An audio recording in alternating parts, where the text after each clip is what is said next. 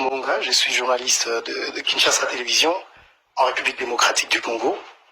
Votre visage est un visage d'espoir pour le peuple congolais depuis la première fois qu'ils ont fait votre connaissance quand vous êtes arrivé à Kinshasa.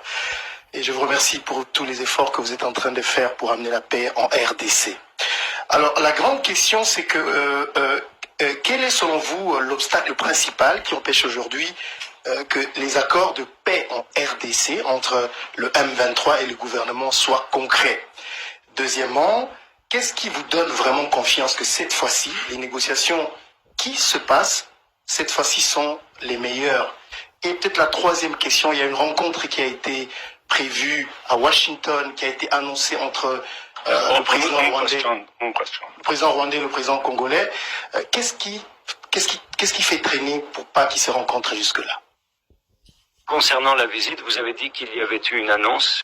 Nous n'avons jamais fait d'annonce concernant l'événement à la Maison-Blanche. Cependant, nous avons effectivement évoqué un éventuel événement à la Maison-Blanche et le président Trump l'a mentionné à plusieurs reprises. Nous n'avons jamais fait d'annonce concernant une date précise. Nous travaillons sur un certain nombre de questions. Comme vous le savez, c'est un conflit complexe qui dure depuis 3 décennies ou plus. Et pour revenir, je pense à votre question, oui, des millions de personnes ont perdu la vie dans ce conflit, probablement 6 ou 7 millions. Je viens de me rappeler que je n'avais pas répondu à cette partie de votre question. Donc oui, c'était je suis d'accord avec le président Tshisekedi sur ce qu'il a dit. Maintenant, s'il l'a qualifié de génocide ou si c'est une expression, c'est une question de technicité sur laquelle je ne suis pas en mesure de me prononcer pour l'instant. Mais des millions de personnes ont perdu la vie, et cela c'est après le génocide. Nous ne parlons pas du génocide rwandais.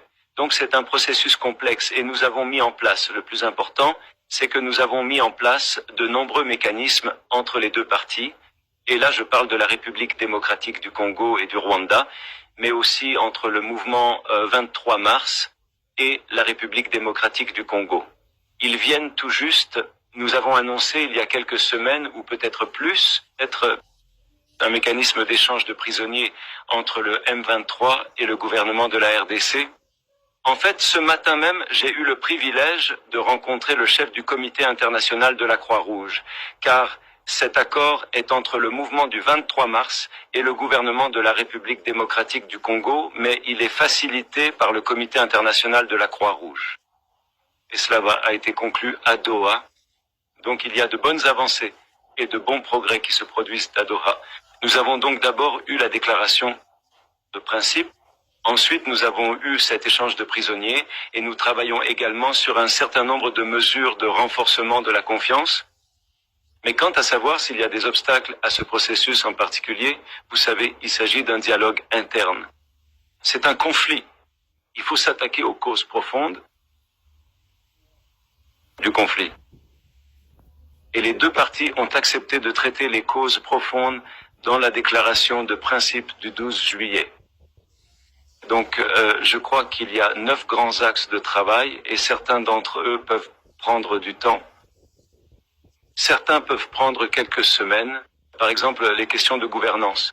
Il y a des questions de gouvernance, de décentralisation et de nombreux autres détails de cette nature, ainsi que l'intégration ou la réintégration des combattants du M23. D'autres groupes, concernant le fait que certains seront intégrés dans l'armée de la RDC et que d'autres seront intégrés dans une forme de gouvernement locaux et ainsi de suite. Ce sont donc des questions complexes. Certaines pourraient être d'ordre constitutionnel et ainsi de suite. Donc cela prend effectivement du temps. Cependant, nous avons un projet de texte, donc beaucoup de travail a déjà été accompli, et encore une fois, le Qatar a joué ici un rôle énorme. Et nous avons un projet de texte, il travaille donc sur ce projet final. Et merci beaucoup pour ce que vous avez dit au début à propos d'être le visage de l'espoir. J'apprécie vraiment cela, je l'apprécie énormément.